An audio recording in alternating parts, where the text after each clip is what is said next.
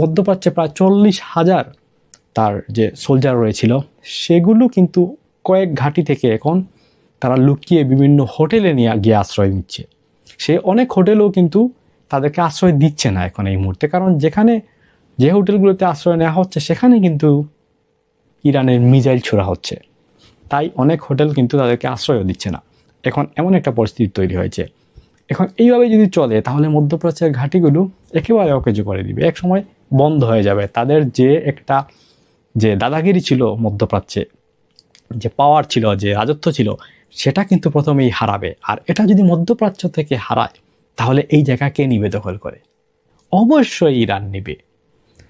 এই যে মধ্যপ্রাচ্যের যে দেশগুলো অবশ্যই আজকে আমেরিকার সাথে রয়েছে, কিন্তু যখন দেখবেন ইরানের সাথে আমেরিকা সরে গেছে, ইরান তাড়িয়ে দিয়েছে, তখন অবশ্যই আবার ইরানের পক্ষে, মানে ইরান যখন তাড়িয়ে দিবে আমেরিকাকে, তখন আবার ইরানের পক্ষে চলে আসবে সবাই। মানে ইরান আরও স্ট্রং হবে।